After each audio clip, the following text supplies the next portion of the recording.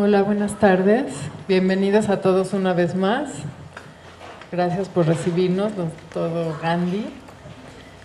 Hoy vamos a presentar la paternidad responsable y la conferencista del día de hoy es la doctora Delia de la Cerda, psicoanalista y psicoterapeuta de la Asociación Psicoanalítica Mexicana.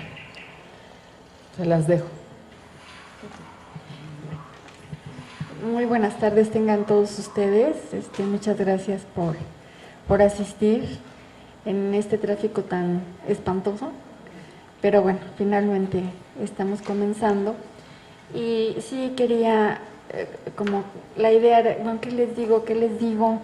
Hay tantas cosas que decir sobre la paternidad, pero más que una conferencia, ¿no? Me gustaría que, ojalá pudiera ser más bien una plática.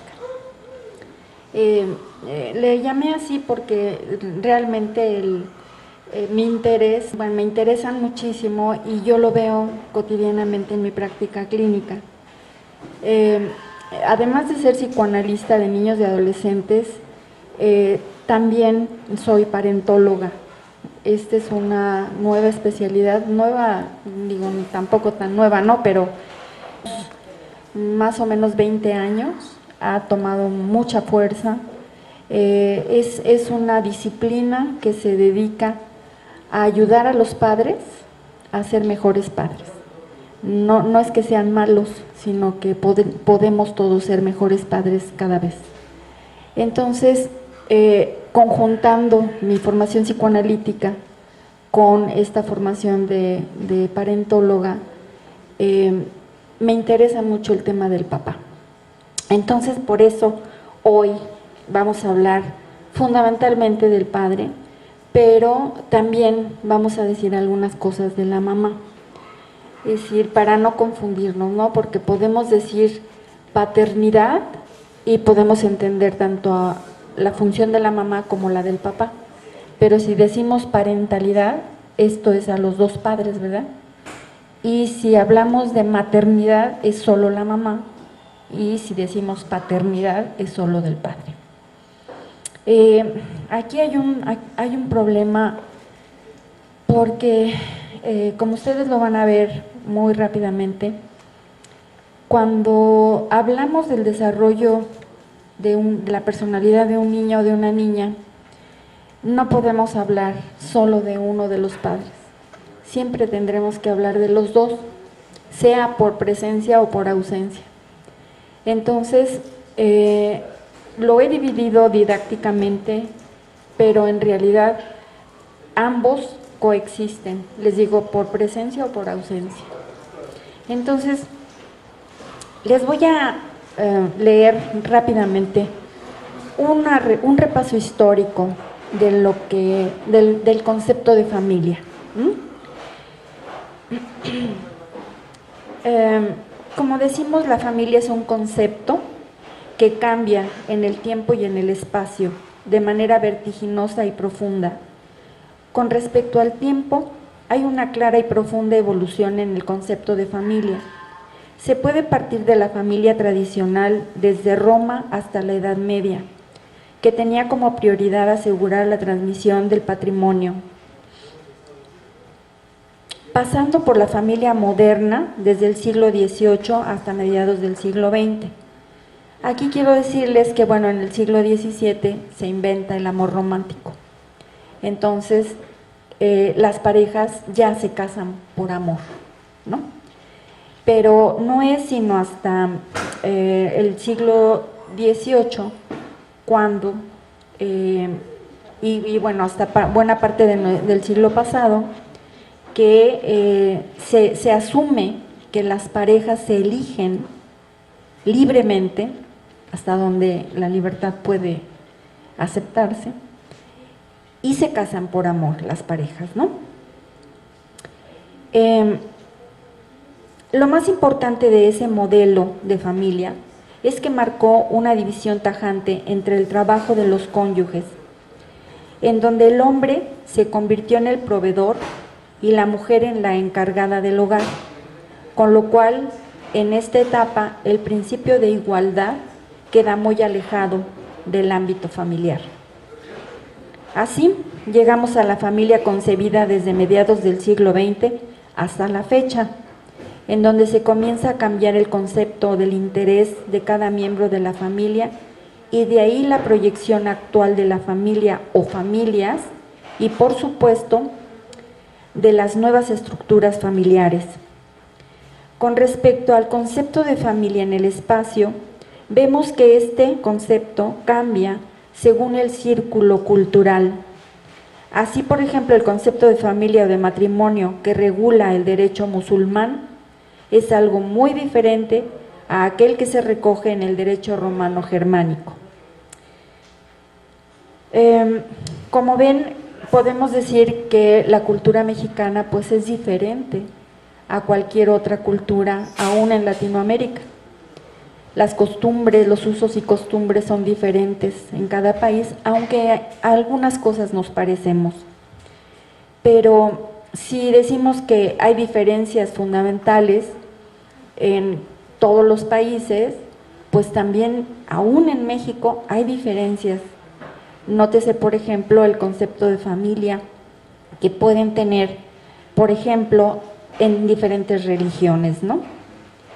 Entonces, hablaremos con más propiedad de familias en plural, porque en pleno siglo XXI no hay una sola concepción de familia, sino una pluralidad.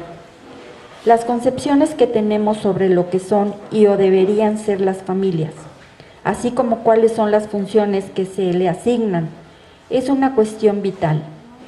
En torno a la deconstrucción del concepto, su historia y la calificación de las mismas según su integración, esto es, familia nuclear, familia extensa, familia expandida, relaciones sin nombre, por ejemplo, el novio de mamá, la pareja de papá, etcétera, son algunas de las concepciones que vamos a encontrar en la actualidad.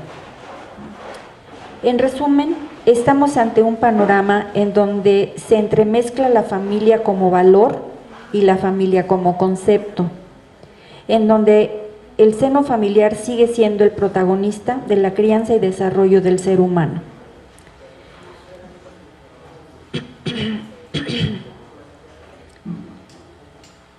Después vamos a ir profundizando mucho más en algunos aspectos que quiero ir mencionando y les voy a proyectar una serie de diapositivas para que ustedes puedan ir siguiendo la conferencia.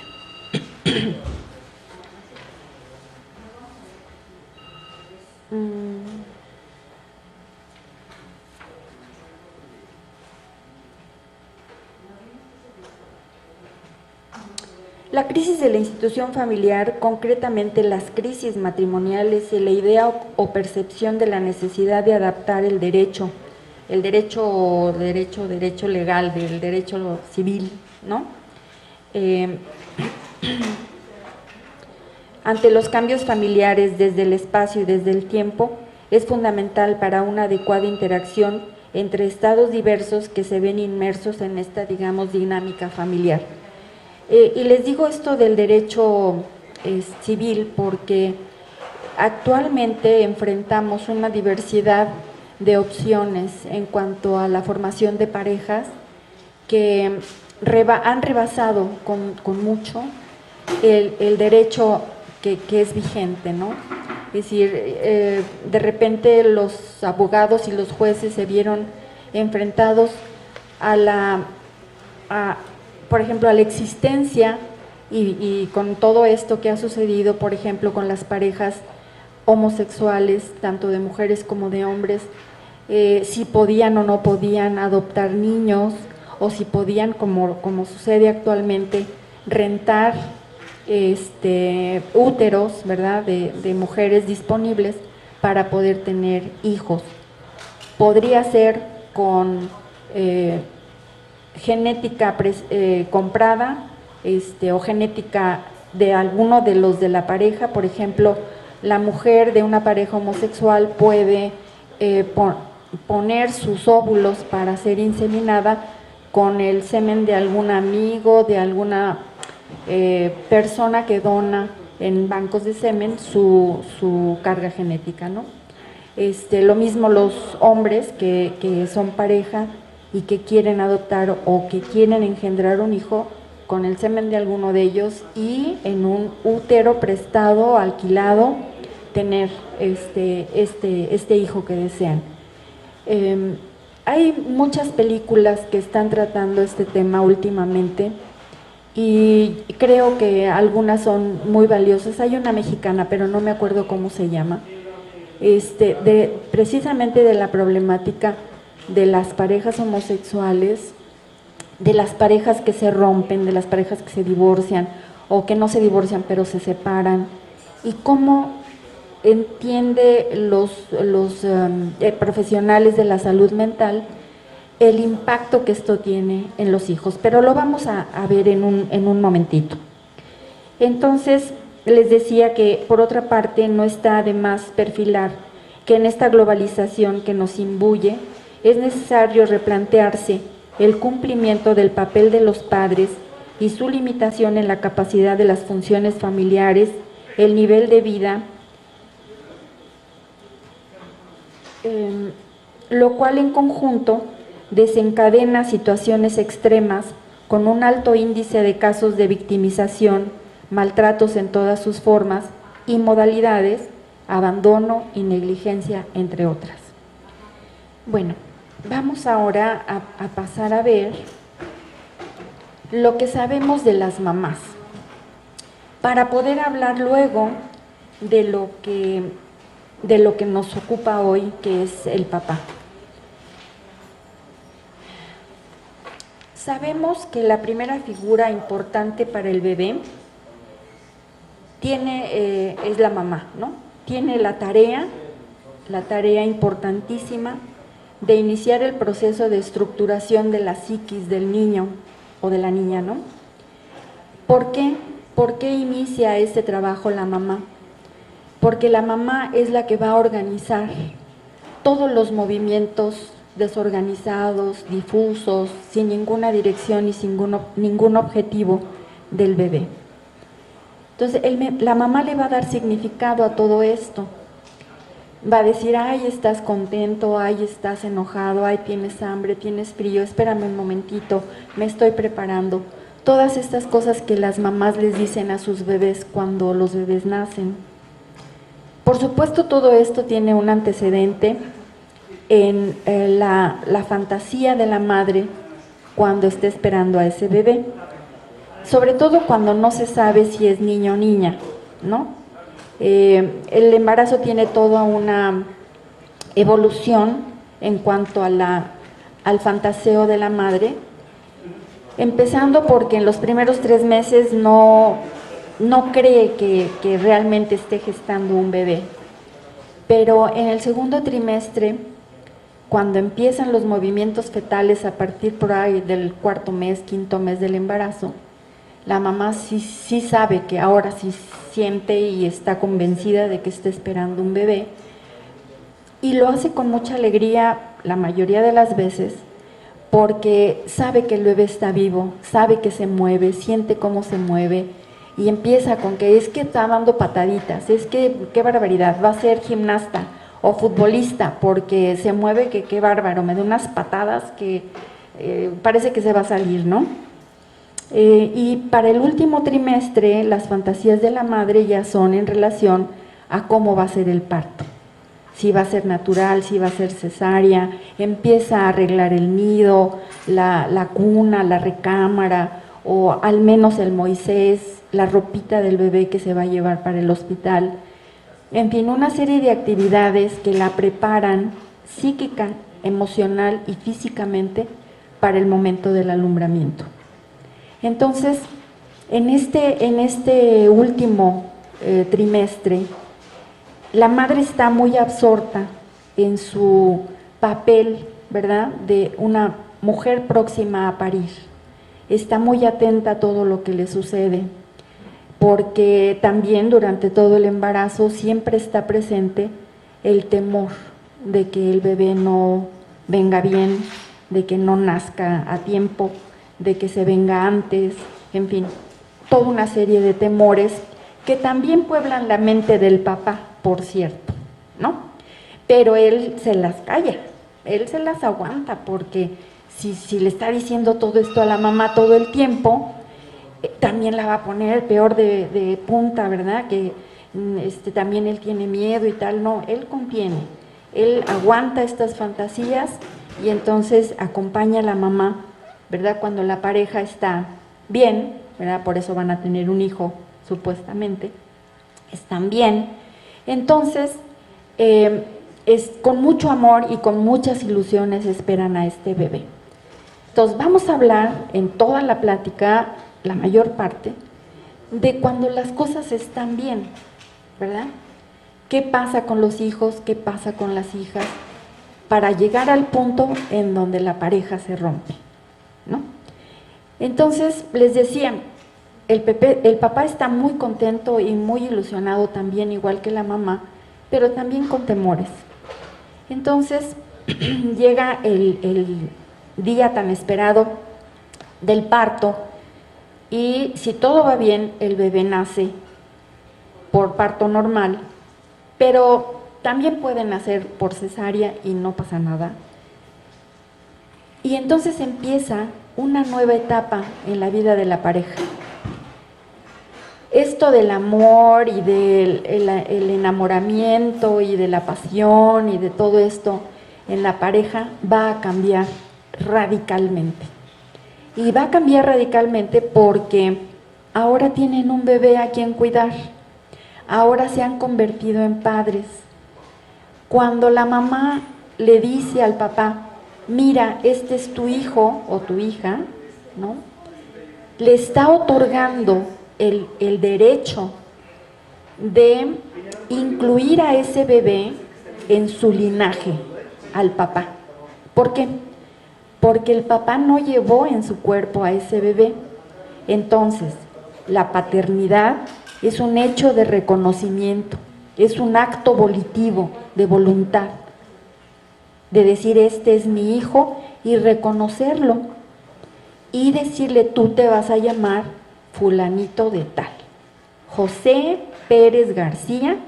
Esos son los indicadores de que vienes de mi linaje, perteneces a mi familia.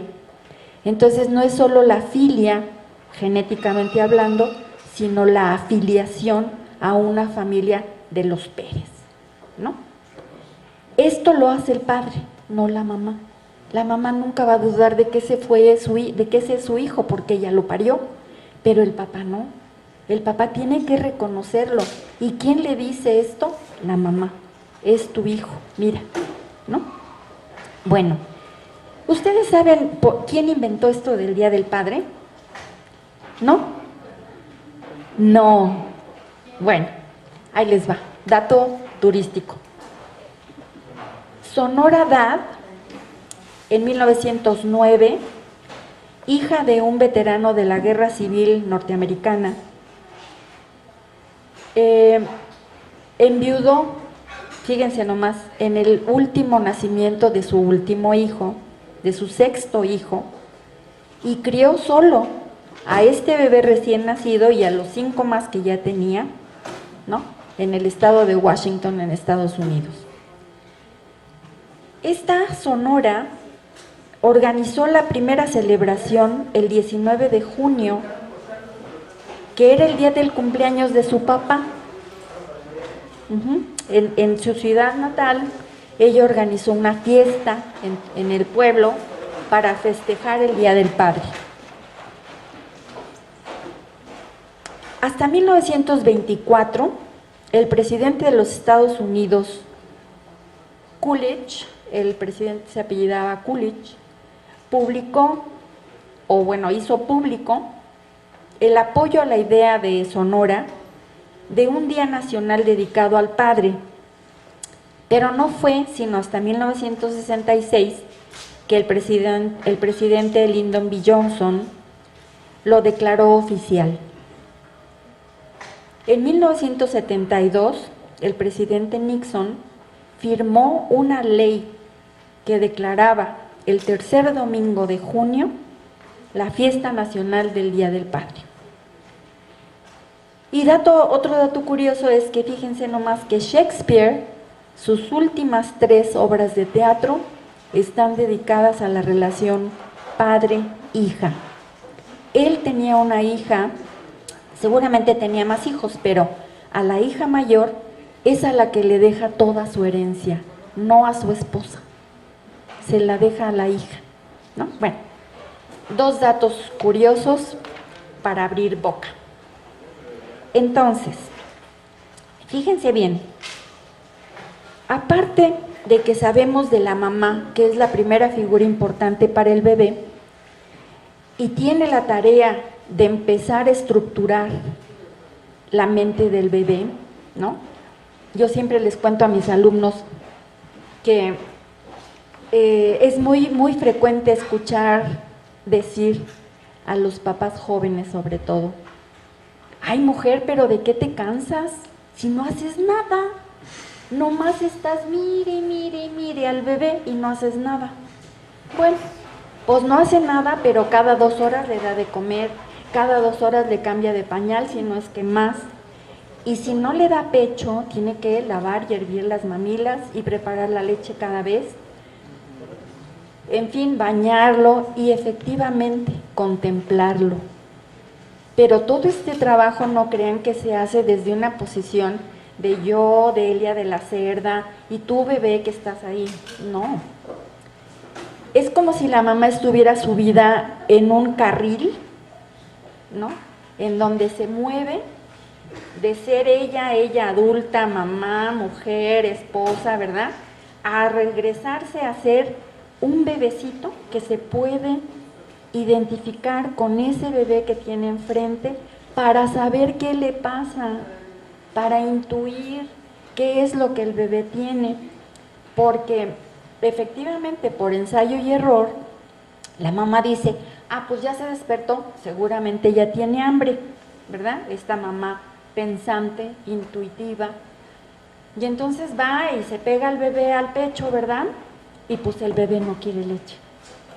Y le prepara un biberón y pues tampoco quiere el biberón.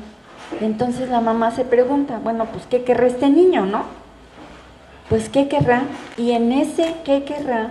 La madre tiene que hacer este esfuerzo de poder ver dentro de ella qué puede estar sintiendo el bebé.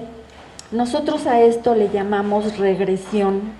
Se regresiona en su vida a ese momento en el que ella misma nació para poder identificarse con ese bebé y sentir qué es lo que puede estar sintiendo su bebecito. Entonces de pronto dice: ya sé lo que tiene. Tiene sueño, tiene frío, tiene calor, necesita que lo arrulle, necesita que le cante, necesita que le platique, ¿no? O necesita que juegue con él, no tiene hambre, no necesita alimento en este momento. Entonces la mamá así empieza a dar significado a lo que el bebé hace, a esa comunicación que en un principio es solo llanto. El llanto significa todo, es: tengo hambre, tengo sueño, tengo frío, tengo calor, estoy molesto, estoy rosado, ya me hice pipí, ya me hice popó. Todo lo que el bebé quiere comunicar lo dice a través del llanto. Y la mamá tiene que diferenciar entre toda esa gama de posibilidades, ¿no? Tiene que aprender. Y fíjense ustedes que la mamá aprende rapidísimo. El primer mes de vida del bebé, la mamá ya se lo maneja, se lo lee, pero así como libro, ¿no? Ah, tiene esto, ah, tiene el otro, está llorando así, está llorando por esto, está llorando así, pues es por esto otro. La mamá casi lo adivina, no casi, lo adivina, porque es una adivinación. Que el bebé no habla, el bebé no dice tengo tal cosa, ¿no? Entonces la mamá lo adivina. Y fíjense, esto va a perdurar para toda la vida. ¿Qué creen? Que la pareja que nosotros tenemos como esposo o como esposa, de repente también nos adivina, ¿o no? Dice: ya sé lo que tienes, ya sé lo que te traes, ¿no? ¿Por qué? Porque hay esta lectura que las mujeres particularmente tenemos, pero no nada más nosotras, también los papás, porque también los papás tuvieron una mamá. y la mamá enseña esas cosas y el papá también. Entonces, todos, y lo digo desde ahorita, ¿no? Todos tenemos símbolos adentro de nuestra cabeza de cómo ser papá y mamá, aunque seamos mujeres o seamos hombres. Yo, por ejemplo, tengo estas representaciones de mi padre y también puedo ser un padre en un momento dado para mis hijos. Los esposos pueden ser mamás en un momento dado. Y lo vamos a ver cuando lleguemos al punto de la separación, el divorcio o la viudez, ¿no? Que también es otro estado bien complicado. Bueno, entonces les decía, sabemos que la mamá también establece las bases de las relaciones de todo tipo, relaciones interpersonales, relaciones amorosas, relaciones eróticas. ¿Por qué? Porque la mamá introduce al bebé en el placer así nomás llano, ¿no? Pero esto le va a servir a este bebé que se va a convertir en adulto para tener estas representaciones de lo que podría ser el placer, por ejemplo, ¿no? De un hombre con una mujer en la edad adulta. O el amor a un amigo también. Les digo, estoy hablando de la mamá, pero esto no quiere decir que sea exclusivo de la madre, ¿ok? Entonces, también la mamá inicia el proceso de la seguridad en sí mismo, de la autoconfianza. Cuando hay un apego seguro con la mamá, el niño va a ser seguro en él mismo. Y si esto se sostiene en el tiempo y también se sostiene con el papá, este niño va a ser un niño seguro de sí mismo, sobre todo si no crece en la crítica, si no crece en la devaluación, si no crece en el rechazo, ¿no? Porque hay papás que sí se pintan solos para eso. No digo nada más hombres, digo mamás y papás. Pero, bueno, fundamentalmente la mamá inicia todo esto, pero después se va a hacer mucho más complejo cuando el papá entre en acción. Entonces, fíjense, sabemos todo esto y más, pero el cambio radical en nuestra percepción acerca del rol de la mujer en la crianza de los hijos nos ha conducido a reexaminar el rol del hombre, ya no solamente como proveedor, sino como padre de un niño que complementa el rol de la madre y le da apoyo y fuerza. ¿Ustedes han visto el símbolo del Seguro Social? Bueno, ven que es un águila que envuelve en sus alas a la pareja madre-bebé. La mamá tiene en los brazos al bebito y el águila envuelve a los dos, ¿no? Bueno, pues esa águila hagan de cuenta el papá. El papá da apoyo a la mamá, fíjense bien cómo. Para empezar, en los primeros meses de la vida del bebé, no le exige sexualidad, porque la mamá está concentrada hasta el tuétano en ese bebé. La ayuda en las labores de la casa, la ayuda con el bebé. No le presenta problemas económicos, si hay problemas se los guarda. Dice, es que necesitamos, quién sabe qué, pues ahorita te lo traigo. Esta parte del papá es la que sostiene a esa diada madre-bebé. Por eso es, bueno, la primera importancia del hombre en todo este asunto, ¿no? No solo como papá del bebé, sino como pareja de esa madre, de ese bebé, ¿ok? Bueno, entonces, la primera mitad del siglo XX estuvo centrada en el padre edípico, es decir, el padre que funda la prohibición del incesto y que le da estructura a la mente del niño para consolidar su personalidad. Los 5 primeros años de la vida, en este sentido se desarrolla prácticamente todo lo que va a ser esta persona en el futuro. Y bueno, con el padre edípico como pivote de la teoría psicoanalítica creada por Freud.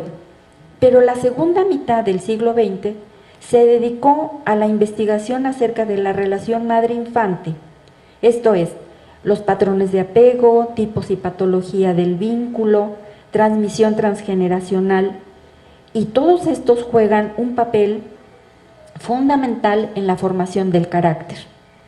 Aunque parece que damos un giro de 360 grados, nunca se vuelve al mismo punto o al punto de partida, porque nuestra perspectiva se ha ampliado en lo que respecta al rol de la constancia objetal, de la triangularidad temprana y la capacidad de relación del niño, y porque tenemos un conocimiento más complejo acerca del desarrollo psíquico y de las relaciones que lo influyen, todo lo cual nos ha conducido a un lugar muy diferente para comprender el interjuego de todos estos aspectos que intervienen en la crianza de los hijos. Desde el nacimiento se establecen los conjuntos diferentes de representaciones de objeto.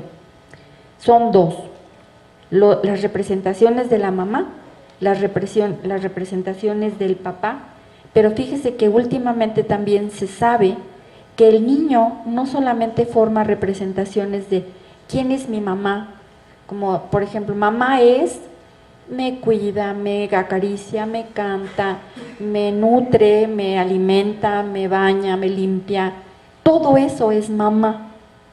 Papá me dice lo que está bien, lo que está mal, me dice dónde hacer ciertas cosas, cómo resolver ciertos problemas, todo eso es papá. Estas son las representaciones, los símbolos, ¿verdad? Entonces, también se sabe ahora que no solamente es por papá, por mamá, las representaciones que yo tengo, sino que también estoy haciendo representaciones de la relación de los dos y de la relación de cada uno conmigo o de los dos como unidad, como pareja conyugal, como pareja parental y respecto a mí. Entonces, todas esas representaciones pueblan la mente de una persona para toda su vida, para toda su vida. Entonces, desde el nacimiento se establecen estos conjuntos de representaciones y les digo, de estas relaciones con los papás reales, con las relaciones reales, pero que van a estar tamizadas por la fantasía del niño, ¿no? Si tiene fantasías agresivas, pues eso lo va a filtrar, ¿verdad? Y entonces puede que una situación inocua entre los papás, el niño la interpreta como que se están peleando, y no es así, ¿no? Pero si el bebé no interpreta una situación inadecuadamente, equivocadamente, va a tener una representación de una situación en donde efectivamente los padres discuten, pero no se están peleando, no están enojados, van a llegar a un acuerdo, en fin. Bueno, entonces, decíamos que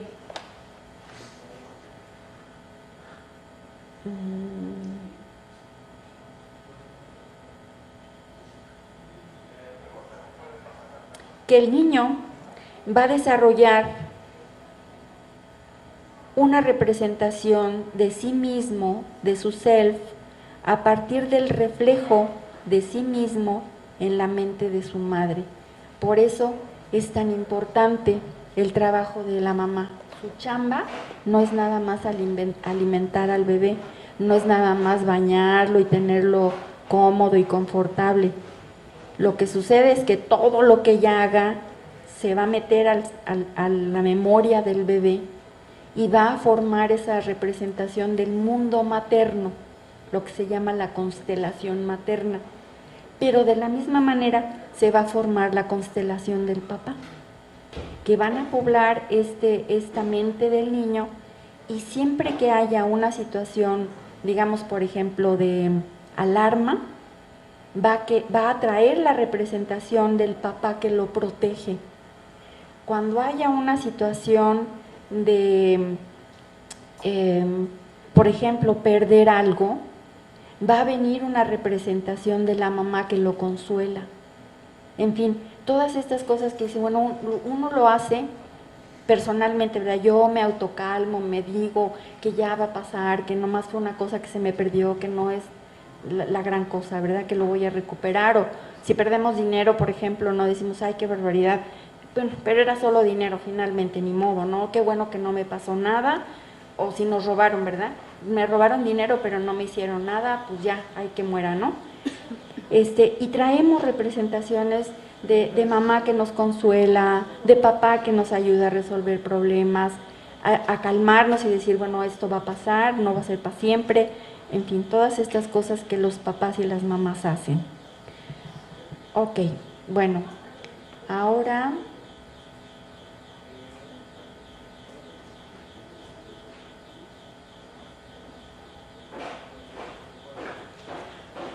vamos a hablar ahora un poquito de las creencias dañinas acerca de los papás, ¿no? Fíjense, la creencia más destructiva acerca de los papás es que ellos tienen menos impacto que las madres en el desarrollo de la personalidad de los hijos. Otra es que, bueno, es otra versión del mismo mito, es que los hijos no pagan el precio en sus vidas por tener una relación distante o conflictiva con sus padres mientras están en desarrollo. Y llevado todo esto al extremo, significa que mientras la familia tenga suficiente dinero y mamá sea una buena madre, el hijo o la hija no van a perder nada si no tienen una buena relación con el padre. Especialmente si no es un buen padre, estarán mejor sin él. Bueno, estas son cosas que oímos todo el tiempo, ¿no? Es decir, ay, pues se fue mi marido, me dejó, nos peleamos y nos separamos, o sea, ay, bueno, pues estás mejor sin él, o sea, ¿qué te importa? No pasa nada, ¿no? Pues tal vez a la mamá, tal vez, no le pase nada, pero a los hijos seguro les va a pasar algo, ¿verdad? Ahorita vamos a ver qué más va a pasar si no está el papá. Entonces, les decía, no hay nada más absurdo que lo anterior, ¿no? Pensar que el papá no es importante. Así que nada más es un proveedor, tú traes lana y ya, tu tarea allí se acabó. No es cierto, no es cierto. Entonces, un niño necesita, o bueno, un niño o una niña, y el resto de la conferencia me voy a referir al niño probablemente, pero refiriéndome a los dos, al niño y a la niña, ¿no? El niño necesita sentirse amado por ambos padres, aun cuando alguno de ellos o ambos sean considerados como no suficientemente bueno por los valores de otros adultos. ¿Sí? Otros adultos pueden juzgar, ay, es que es un mal padre, ay, es que es una mala madre, o ambos son un desastre, ¿no? Pero es en función de los valores de ese otro adulto. Ustedes le preguntan a un niño, si es importante para él, el papá, la mamá va a decir que sí, no importa cómo sean, ¿verdad? Y yo les puedo poner ejemplos, por ejemplo, de niños que han sido maltratados físicamente. Yo trabajé muchos años en el Instituto Nacional de Pediatría y ahí teníamos la clínica del niño maltratado. Se hacía cargo de la clínica el doctor Arturo Loredo Abdala, y sigue siendo director de la clínica de maltrato infantil. Incluso tiene un libro acerca de eso. Así se llama, El niño maltratado. Y nos llegaban casos verdaderamente espantosos. Maltrato de todo tipo, ¿no? Maltrato también se considera el abuso físico, el abuso verbal, el abuso psicológico y el abuso sexual. Entonces, decía, bueno, pero le preguntábamos a los niños, bueno, vamos a hablar con tus papás y vamos a tratar de que esta situación mejore. Sí. Y bueno, ¿tú dónde te quieres quedar? ¿Te quieres quedar con tu abuela, con tu tía, con tu tío? No, yo con mis papitos, con mis papás, ¿no? Pero ¿cómo? O sea, si las cosas están muy mal en tu casa, pues sí, pero yo quiero a mi papá y quiero a mi mamá, ¿no? Entonces, fíjense qué terrible en este ejemplo cómo el padre puede ser maltratador, o la madre, digo, porque también las hay mamás muy maltratadoras, ¿no? Pero qué terrible para el niño que ese objeto, esa persona a la que más ama en esta tierra es la que más dolor le provoca, ¿no? Pero prefieren, los niños de la calle también no quieren estar en otro lugar en donde no sea su casa, su hogar, ¿no? Aunque los papás los manden a trabajar, a pedir limosna, a robar, a lo que sea, no les importa, son sus papás, ¿no? Bien, entonces, vamos a hablar más adelante de los papás que sin ser abusivos, drogadictos, alcohólicos, todo eso, pero que por alguna razón se van de la casa, dejan a la familia, ¿no? ¿Qué pasa con esos niños, ¿no? Entonces les decía que llevado al extremo este mito de que los papás no importan, mientras la familia tenga suficiente dinero y mamá sea una buena madre, ¿no? El hijo o la hija no va a perder nada si no tiene una buena relación con su papá, especialmente si no es un buen padre, estará mejor sin él. Esto no es verdad. Yo les puedo contar muchos casos que he tenido en mi consulta en donde los hijos son particularmente agredidos por el padre o por la madre y pagan un precio muy alto en relación al desarrollo de su personalidad. Tengo, ¿cuántos años? Tengo muchos años de ser niñóloga y adolescentóloga, pues déjenme ver, desde 1988 que me formé como psicoterapeuta a la fecha, ¿verdad? Ya son, no sé, 30 y pico de años, ¿no? Y los niños o los adolescentes verdaderamente sufren, pero es un sufrimiento a veces callado, a veces que se manifiesta en trastornos de conducta, ¿no? Al ver que sus padres o son maltratador el papá con la mamá o la mamá con el papá, o uno de ellos con el niño o la niña, y tienen lo que se llama hambre de papá, hambre de mamá, ¿no? Cuando la mamá es la que no está, la que se desaparece y así. Entonces, vamos a ver este concepto de hambre de padre, porque estamos hablando de la paternidad, nada más que quise darles el antecedente de lo que sabemos de la madre, ¿no? Y cómo hasta prácticamente mediados del siglo pasado solamente se hablaba de la mamá, si la mamá esto, si la mamá sirve para esto, para el otro, investigaciones, cualquier cantidad, toneladas de artículos acerca de lo que la mamá hace para que el niño se desarrolle, ¿verdad? Pero se sabía muy poco del papá, muy poquito, como que, pues, ¿qué y él para qué sirve? ¿O por qué está ahí? ¿O si no está mejor o qué? ¿No?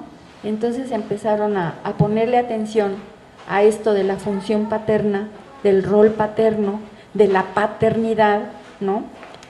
Y se incluye en esto que yo les digo que se llama parentalidad, ¿no? ¿Cuál es la función? ¿Para qué sirve? ¿Qué da el papá? Aparte de dinero, ¿no? Entonces, yo les traje esta diapositiva de por qué los papás importan. El papá es un caballero en armadura resplandeciente para el niño, para la niña, ¿no? Fíjense, y les digo niño o niña porque no es lo mismo, para el niño es un ser, una persona que lo cautiva, para la niña es un ser que lo seduce, la seduce a la niña, la seduce en el buen sentido porque porque es, ay, mi princesa, mi amor, mi reina, mi quién sabe qué. Uy, la niña como pavo real, ¿verdad? Entonces, esta es una parte muy importante. Al niño le dicen, no, tú eres mi héroe, tú ándale, mijo, y tal, ¿no? Y no se raje, y no sea miedoso, y no esto, y no lo... Este es para el niño, su papá es lo máximo, ¿verdad? Ya está la mamá, pero está como telón de fondo, ¿verdad? Pero ya cuando aparece el papá, y fíjense que no hay que esperar tanto, a los 3 mesecitos el papá ya empieza a aparecer en escena, porque el bebé ya puede ver con más detalle todo lo que sucede a su alrededor, está más organizada su visión y su percepción visual y auditiva, porque, por ejemplo, a los 3 meses el papá le silba desde afuera de la casa, ya llegué, y el bebé ya está listo para recibirlo. A ver dónde va a aparecer, y busca y rastrea, y cuando lo ve, la sonrisota, ¿no? La mamá está ahí, pero está como backup, ¿no? Como soporte, como sostén, pero la relación del bebé con el papá empieza desde ahí. Al papá todavía no le hace tanta gracia un bebé de 3 meses, pero quiero que los vean babeando auténticamente cuando el bebé tiene 7, 8 meses y reconoce perfectamente al padre, ¿verdad? Y juega con él y quiere mejor estar con él y le da los bracitos y que lo cargue y deja a la mamá por ahí, ¿no? Dice, mi mamá está siempre, pero mi papá ya llegó del trabajo, ¿no? Entonces, esta reacción diferencial del bebé hacia la mamá o del bebé hacia el papá tiene mucho que ver con que el papá es el que va a introducir precisamente la diferencia. Fíjense, el papá es importante porque facilita el maternaje, como ya les dije, ¿no? ¿Por qué? Por esto de las alas del águila, ¿verdad? Es un relevo para la mamá. Cuando el papá llega y empieza a atender al bebé y le puede dar el biberón, lo puede cambiar, lo puede bañar, lo puede vestir, deja que descanse la mamá un poquito, un tantito, un momentito, ¿verdad? Puede, después de que ya lo bañó, lo vistió, le dio de comer, o sea, el bebé se va a dormir, pero un rato después puede despertar y jugar con él, ¿no? Entonces pone en juego todas estas representaciones maternas que el Señor tiene a partir de la relación con su propia madre. Estos, vamos a decir, engramas, están en la memoria más remota que se puedan imaginar, pero ahí están y se van a usar casi sin darnos cuenta. Entonces, fíjese, la inclusión del papá progresiva, por supuesto, en los cuidados del bebé, le va a permitir convertirse en padre y además vivir una experiencia de intimidad con él o ella, o sea niña o niño, ¿no? Entonces introduce el papá lo diferente. ¿Por qué? Porque la mamá trata al bebé con mucha delicadeza. Ay, no lo vaya yo a lastimar, no lo vaya yo a jalar, no lo vaya yo a pellizcar, no le vaya yo a arañar, bueno, todo, ¿verdad? Y es una delicadeza, bueno, de veras sublime. El papá no. El papá sí lo carga y lo para acá y lo pone para allá y lo sienta y es más rudo, más fuerte, ¿verdad? Bueno, pues quiero decirles que el niño le gusta ese trato, a los niños y a las niñas, porque notan la diferencia, ¿verdad? Y no solamente introduce la diferencia en eso, introduce la diferencia en muchos otros aspectos. Porque fíjense, aparte de convertirse en padre, ¿no? Además vive una experiencia de intimidad, sea con la niña o con el niño. Introducir la diferencia es porque contribuye a que la relación madre-bebé sea más flexible y sólida, ¿no? El papá, pues claro, no llevó al bebé en su cuerpo, ¿no? Porque el lazo paterno, que era lo que les decía yo al principio, es un acto de reconocimiento. Es un acto de voluntad, si yo te reconozco como mi hijo fulanito de tal, ¿no? Y entonces lo afilia a su linaje. Este es mi hijo y este es el nieto de mi padre y el nieto de mi madre y el sobrino de mi hermano y de mi hermana es en esta red social, que es la primera red social a la que el niño se integra, pero lo integra el papá, justamente. Entonces, fíjense, el padre, aparte, ¿no?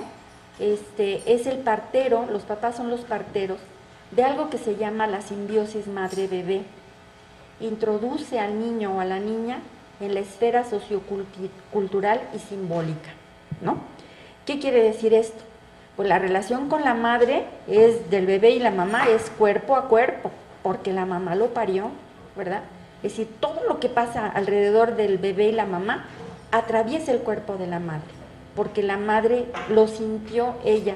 Fíjense, hay una cosa muy, muy bonita, que es que la madre sabe que está dentro de ella, pero que no es ella. Las mamás que están mal de su cabecita, que están locas, no notan esta diferencia. El bebé que está dentro de ellas es ella misma y no hay una diferencia. La mamá, vamos a decir, normal, ¿no? Dice, no, este bebé está dentro de mí ahorita, pero al rato va a ser un ser independiente, autónomo, autosuficiente, individual, auténtico, genuino y además original, porque no hay otro igualito, ¿no? Este reconocimiento de que está dentro de mí, pero no soy yo, es importantísimo en el desarrollo del niño. Entonces, el papá, para asegurar que no va a haber locuras aquí en esta familia, ¿verdad? A ver, Comper, esta mujer es mía y te la presto un ratito, pero es mía, ¿no? Y entonces se da lo que se llama la censura del amante. Censura, es decir, esta mujer es mía, es mi esposa, es mi mujer, es mi pareja, mi compañera, es tu mamá, pero yo te la presto nomás un ratito y te va a ayudar a crecer y todo lo que quieras, pero un día tú te vas a ir a tener tu propia mujer o tu propio hombre y vas a formar tu propia familia, ¿no? Mientras tanto, nomás te la presto, nada más. Entonces, por eso es el partero de la simbiosis. Cuando esta simbiosis no se rompe, el bebé queda pegado a la mamá y entonces no se da este proceso de individuación y menos el de separación, lo que se llama engolfamiento, ¿no? Como la amiba que engolfa a la bacteria, ¿no? Y entonces el bebé no se desarrolla normalmente. Siempre hay una cojera en esa personalidad porque es el hijo de mamá, el niño de mami, ¿no? Es debilucho, no tiene carácter, es inseguro, a veces hasta con fallas de aprendizaje, todas estas cosas tan terribles que les pasan a los niños. Por estas razones, digo, porque hay otras razones por las que el niño también puede no aprender, pero esas vamos a decir que son propias del niño, a lo mejor por accidentes en el embarazo, por un accidente a la hora de nacer o posterior al nacimiento, que puede haber dado como resultado que el bebé, el niño ya, bueno, siempre, ¿no? Pero ya cuando entra a la escuela se dan cuenta que el niño no aprende de una manera normal y que pues tiene algo, ¿verdad? Y son estos déficits de aprendizaje que se deben a razones, digamos, anatomofisiológicas propias del cuerpo del bebé, ¿no? Esto podría darles otra plática más específica, pero vamos a quedarnos con eso, de que el bebé puede tener deficiencias por dos razones, porque su equipo biológico no está funcionando bien o porque la mamá no está permitiendo que el niño se desarrolle normalmente. Cuando no hay un padre que se dedique a romper esta unión cuerpo a cuerpo entre el bebé y la mamá y diga, a ver, un momentito, usted niño sáquese para allá y usted señora, véngase acá conmigo, ¿no? El niño va a crecer, se va a desarrollar y va a ser un ser independiente, ¿no? Autónomo y original. Bueno, entonces, aparte de que es partero de la simbiosis, ¿no? Introduce al niño en la esfera sociocultural y simbólica. ¿Se acuerdan que les estaba yo diciendo que el bebé también le gusta el trato rudo con el papá, ¿verdad? A la niña también, porque nota la diferencia. Y entonces Fíjense que en este lenguaje del papá y el hijo o la hija, el papá trae al niño de la esfera simbiótica de la mamá y el bebé y lo voltea a que el niño vea que hay otras cosas afuera de esa relación de a dos, ¿verdad? Hay otra cosa que se llama cultura, que se llama sociedad, ¿no? Y entonces el niño se voltea y entonces, hay otras cosas afuera de esto, bye ma. Y entonces el niño empieza a tener amiguitos, a ir a la escuela, a aprender muchas cosas, ¿no? Pero es el papá el que lo jala, el que lo desprende de esa unión simbiótica con la madre. Bueno, ok, entonces vamos a pasar ahora a algo que aquí viene al caso, y es que, contrariamente a lo que se cree, los padres tienen un gran impacto en la vida de sus hijos y sus hijas a lo largo de sus vidas, de toda la vida, no nada más de la niñez o la adolescencia. Y es un impacto igual o mayor que el de la madre. Fíjense nada más. No importa que la relación de ese padre con ese hijo o con esa hija sea distante o conflictiva, dejará una huella, generalmente una buena huella, para el resto de la vida de ese hijo o de esa hija. Cuando el padre ejerce su capacidad de arrullo, que es este que les decía que tenemos los engramas de mamá y papá adentro, ¿no? Y ahorita les hablo de si entonces, ¿para qué necesitamos dos? Y con uno basta, ¿no? Pero no importa que estén los engramas acá, de todas maneras es necesario que los dos estén presentes. Entonces, fíjense, cuando el padre ejerce su capacidad de arrullo, esto de que sabe cambiar un bebé, sabe, porque él tuvo una mamá, ¿no? Y está acá, en la memoria más remota, ¿no? Deja un espacio para que la madre ensueñe a su bebé. Es decir, el papá está con el bebé, ¿verdad? Y entonces la mamá se va. ¿Quién sabe? Se puede ir al salón de belleza, a tomar un café con sus amigas, a donde ustedes quieran. Pero en ese momento que no está la mamá con su bebé, la mamá lo recuerda. Ay, mi bebé, ¿qué estará haciendo? Y no se puede zafar, ¿eh? Ay, ya es hora de comer. Ay, ¿le va a dar bien de comer el señor o qué? No lo va a cambiar bien, lo va a dejar sucio, se me hace.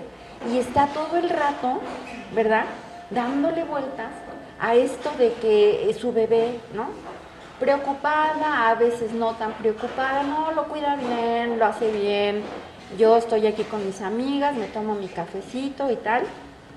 Y entonces fíjense qué pasa, que la mamá vuelve a reconstituirse como persona, no como mamá, como persona total, como mujer, como esposa de ese cuate que está cuidando al bebé, ¿no? Y entonces toma distancia del bebé, ¿sí? Aunque lo trae aquí todo el rato, pero puede tomar distancia y decir, ay, yo creo que la estoy regando en esto, yo creo que no está bien esto otro, se me hace que tendría yo que estar no sé qué y así. Esto es ensoñar al bebé. Entonces el papá sirve para eso, es un relevo que le permite a la madre poder conceptualizar, reflexionar, reconstituirse, descansar, una serie de cosas que la madre necesita, porque estar 24 horas, 7 días, 365, híjole. Y miren, es una tarea que no va a acabar ni a los 5 años, ni a los 18, ni a los 58, ni a los 75. Y si la mamá aguanta y tiene 98, ¿no?, va a seguir siendo su mamá y va a seguir siendo su papá, y el respeto que los hijos generan cuando los padres son eficientes, parentalmente eficientes, es eterno, eterno. Por eso cuando los papás fallecen, los hijos dicen, ay, es que mi papá era esto, mi papá era así, mi mamá era asado, y yo creo que yo soy igual. Y en esta transmisión transgeneracional es donde se consolidan, donde se sellan una serie de valores familiares. ¿Vieron? Bueno, entonces vamos a la siguiente.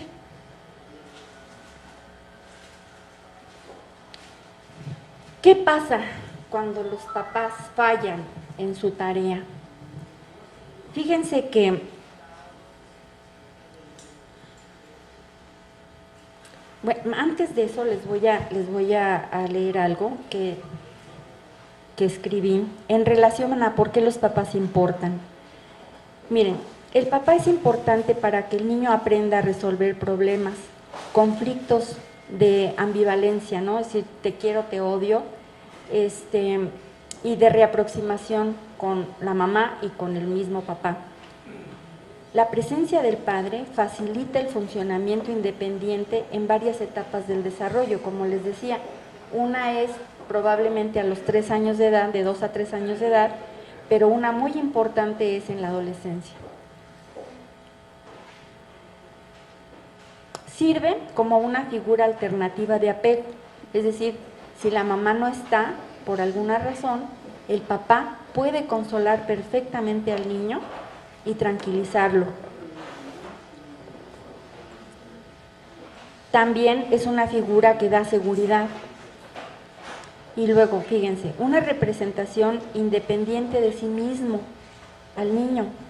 Es decir, el papá le dice, a ver, tú puedes, tú sabes cómo, ándale, arriésgate, ¿no?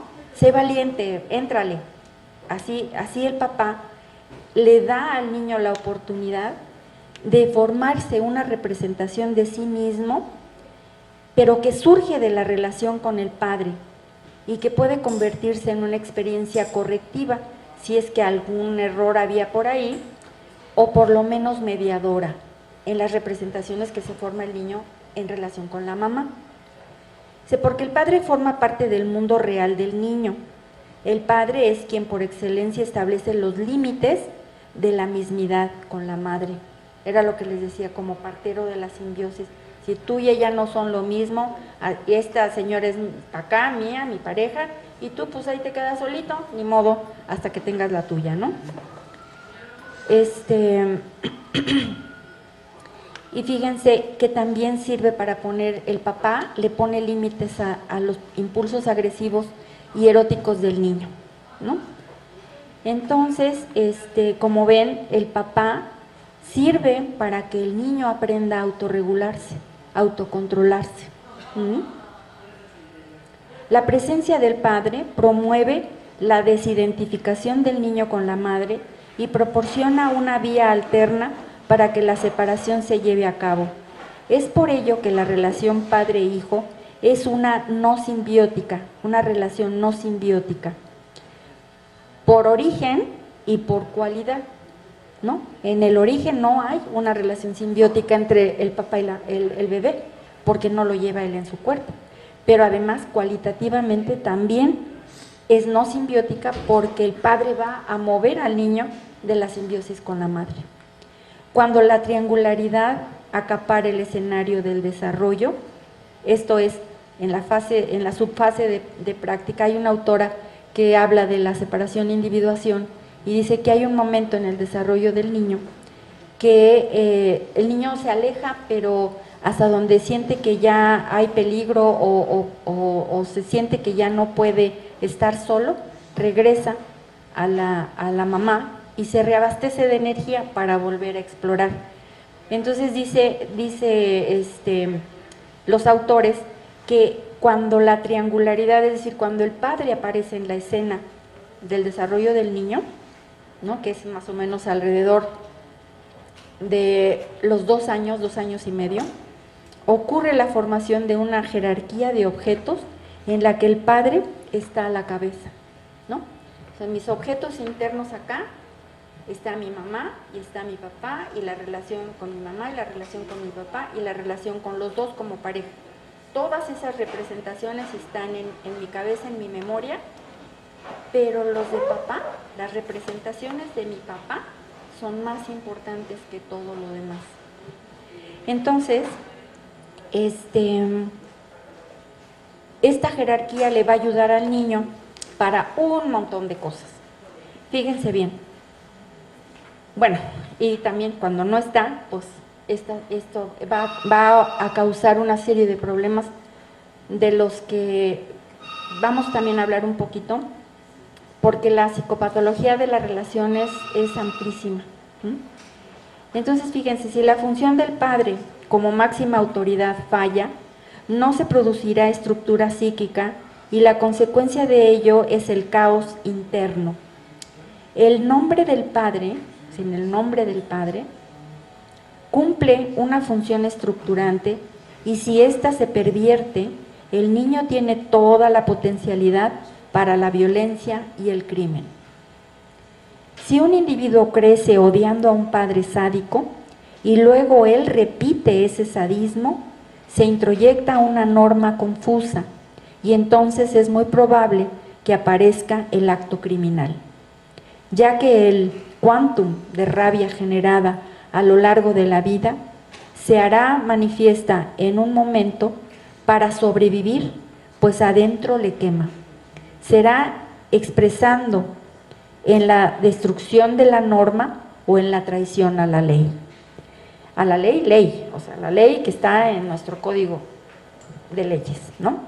Entonces, fíjense cómo es tan importante la participación del padre, porque de otra forma, estas fallas en la paternidad pueden provocar no solo enfermedades físicas, psicosomáticas, sino que también van a provocar una alteración en el orden de lo que está bueno y de lo que está malo, ¿verdad? El niño empieza a confundir, no sabe, ¿verdad? Y entonces puede hacer cualquier travesura, ¿verdad? Como quemar la escuela, por ejemplo, es que hizo una travesura, no, es que a lo mejor ya dentro del niño hay este germen para la violencia y la destrucción, ¿no? Entonces ahí hay que tener mucho cuidado cuando decimos, es que son puras travesuras, es que es muy travieso. No, hay que diferenciar, ¿es travieso o es destructivo? Porque una de las características de los niños que tienen una grave alteración de la personalidad, del desarrollo, por ahí de los 9, 8, 9 años, son crueles con los animales. Y esto no es un dato de salud, de ninguna manera, ¿no? Entonces, más bien habría que ir pensando en que el niño tiene una alteración de personalidad importante porque se atreve a hacer sufrir a otro ser, ¿no? Bueno, entonces,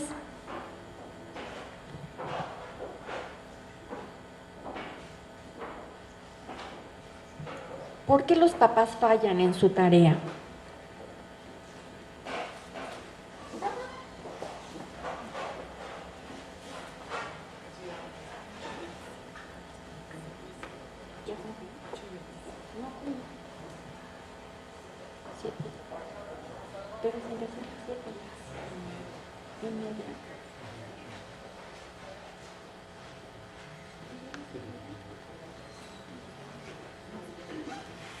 Híjoles. Bueno, entonces, ¿saben qué? Vamos a darle rapidez a esto. ¿Por qué los papás fallan en su tarea? Bueno, primeramente porque los papás pueden tener problemas muy serios en su desarrollo y porque pudieron haber tenido problemas muy serios con sus papás, con sus propios papás cuando eran pequeños. Otra cosa que puede hacer que los padres fallen en su tarea es porque el padre tiene una muy pobre autoestima y un anhelo de ser amado por un padre a quien nunca pudo complacer. Otra razón es porque el odio hacia el padre, pero peor aún el odio hacia sí mismo y el temor a su propia pasividad hacen que no cumplan con su rol paterno. Entonces, ¿qué pasa cuando no hay papá o no cumple su rol? En el caso de la niña tendrá problemas para confiar y tener intimidad emocional con un hombre. En el niño pasará algo parecido. No podrá confiar en sí mismo para aproximarse y tener intimidad emocional con una mujer. Se producirá lo que se llama patología de destino. Y si no existe una figura sustituta, le será más difícil al bebé separarse de la madre, y durante la adolescencia la ira tomará el rol separador que el padre no cumplió o no llenó. La ausencia o poca atención del padre hacia los hijos es vivida por los niños como rechazo y no brinda la oportunidad de competir con nadie, o sea, con el papá, ¿no? Principalmente, y por lo tanto de renunciar al apego edípico. Aquí voy a hablar un poquito de cuando los padres y a su vez no tuvieron papá presente en sus vidas desde edades muy tempranas. Yo he tenido muchos papás viendo a sus niños en psicoterapia que de repente me dicen, ay doctor, es que ¿sabe qué? No le dije nada porque es que no sé qué decirle, no hice nada porque no sé qué hacer. Ejemplos de niños chicos, de preadolescentes, adolescentes y adolescentes tardíos de 18, 19 años, y los papás no saben cómo actuar como papás. Y entonces, explorando en la historia de los papás, ¿no? De este papá, por ejemplo, que no puede hacer algo para controlar la conducta del niño, para ponerle consecuencias a sus actos inadecuados, me dice que, bueno, este es un ejemplo, pero tengo muchos, ¿no? Me dicen, es que sabe que yo fui huérfano temprano, es que yo, bueno, nunca conocí a mi papá, porque mi mamá tuvo una relación con mi papá y ya nunca lo volvió a ver, y la dejó embarazada y nunca se apareció más, ¿no? O bueno, yo tuve un padre, pero era un padre tan estricto, tan enérgico, tan violento, que me daba mucho miedo acercarme, y entonces mejor no me acercaba, ¿no? Y entonces las únicas representaciones de padre que tienen son estos padres sádicos, agresivos, que descargan toda su ira en los niños, ¿no? O no hay representación, simple y sencillamente, ¿no? Y entonces los papás no tienen de dónde agarrarse para decir, pues yo me acuerdo que mi papá hacía tal cosa, pues órale, con esa voy, ¿no? O bueno, mi papá hacía esto, pero yo creo que lo mejor sería hacer esto otro. Una pequeña modificación a este engrama, a esta representación que yo tengo de lo que mi padre haría en estos casos, ¿no? Entonces yo me he encontrado con muchos vacíos de representaciones en padres que no tuvieron padres desde tempranas edades en sus vidas, ¿no? Ok. Pueden estar presentes pero ausentes, ¿no? También pueden estar los padres presentes pero no estar, o sea, está el bulto pero no está el papá. El papá quién sabe dónde anda con su celular y su iPad y su quién sabe qué, ¿no? O simplemente, ¿no? Son padres, como les digo yo, padres cometa, que de repente aparecen como el Handley cada 700 años o no sé cuánto, y que no asumen el rol, ¿no? No, pues ahí ve con tu mamá y tú dile y pregúntale y que ella resuelva el asunto, a mí no me molestes. O oye papá, que la tarea que nos cae, no, yo estoy muy cansado, vengo de trabajar, ¿por qué no la hiciste con tu mamá? Y entonces, claro, toda la carga se la pasan a la mamá, ¿no? Y eso está muy mal, porque si de por sí la madre tiene que ocuparse de 1001 cosas en la casa, también ocuparse de la parte que le tocaría al papá es una sobrecarga para ella, ¿no? Entonces, fíjense, los hijos de privados del contacto con el padre se ha observado lo siguiente, que son niños en los que prevalece una identidad femenina. Esto es cuando se rompe la simbiosis con la madre, ¿verdad? Entonces se hace una sobreidentificación con la madre que pasa a formar parte de la personalidad de ese niño, porque estamos hablando del niño, ¿verdad? Que conserva primariamente una identificación femenina más que la masculina, ¿no? Y en los niños parece haber un déficit cognitivo selectivo, que era lo que yo les decía de los problemas de aprendizaje. Cualquier factor que interfiera con la triangulación temprana interferirá con la identidad central de género masculina, con los intereses, la autonomía, la competitividad, la agresión y ciertas habilidades cognitivas. En las niñas, la ausencia de padre en la etapa preescolar contribuye muy profundamente a perturbaciones en la feminidad. Bueno, aquí traté de ponerles lo que el papá le enseña a la niña, ¿no? Le enseña a decir lo que siente, aun cuando el otro no esté de acuerdo con ella. Le enseña a defender sus necesidades y puntos de vista. La enseña a que no es egoísta por considerar sus necesidades tan importantes como las de los demás. La enseña a no juzgarse únicamente sobre las bases de lo que un hombre siente o piensa sobre ella. La enseña que no es su responsabilidad hacer que los demás sean felices. Esta es una responsabilidad personal, individual. Es completamente válido diferir, eso le enseña el papá a la hija, diferir y argumentar con el hombre que ama. Le enseña a que no sea diferente de quien es, solo para que alguien la ame. Y le enseña que es mejor no estar en una relación que estar en una que no es buena para ella.